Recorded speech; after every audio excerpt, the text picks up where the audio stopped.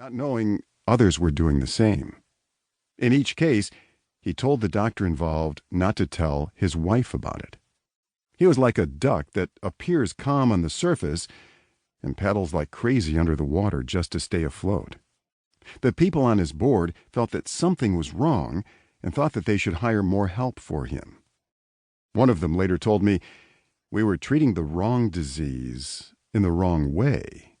But how were we to know?" Things finally came to a head, and this story found its way onto the front page of a local newspaper. People were shocked.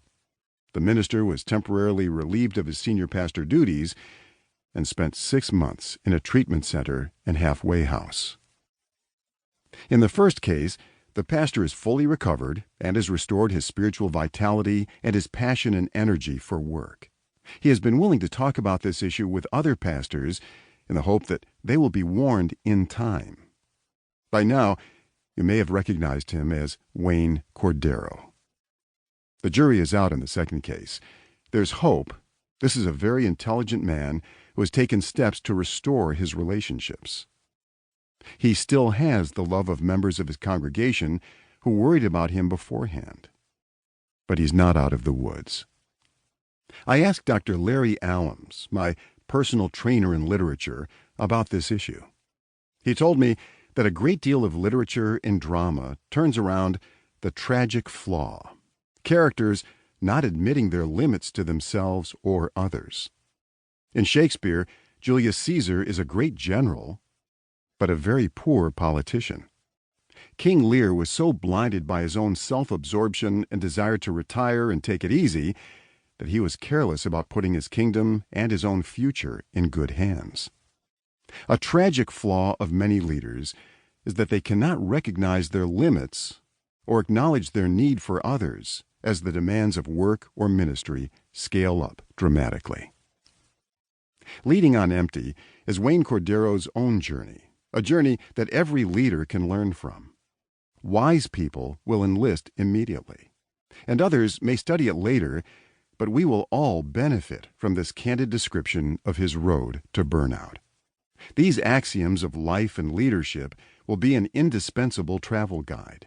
They may not give you quick answers, nor will they make you bulletproof, but they will give you the ability to see further ahead, to recognize the dangers of the potholes along the way, and also appreciate the beauty of the sunsets. I encourage you to learn how to avoid the quagmire of burnout, or how to escape it once you've landed there, from Wayne Cordeiro, someone who's been through it himself and has come out stronger on the other side. Preface. How do you lead when you don't feel like leading? And how do you sail through the dead waters when the wind has died down and that which was a festival now demands the intentional? When exhilaration turns to perspiration? Like pages torn out of my journal, this book chronicles my collision with burnout and my subsequent journey to a newly defined life. Much like C.S. Lewis's A Grief Observed, this book doesn't have symmetrical chapters followed by objective clinical prognoses. When you are going through a season of burnout, nothing is symmetrical or objective. During this winter season, the only things I had to hold on to were the disciplines I had already built into my life. In the night, a sailor cannot see land, nor can he get his bearings from the coastline. He must navigate by trusting the dimly lit buoys already set in place. In the same way, when you go through dark seasons, you will be restricted by or released to what has already been established within your soul. This book will reveal those disciplines leaders must build before navigating the open seas. And if you are already storm-tossed, it will give you practical helps that will buoy up your resilience.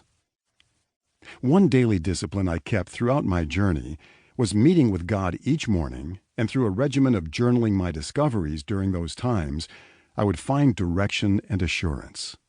Within my spiraled life journals were chronicled the ups and downs, the stagnation and progress, the failures and triumphs of that season.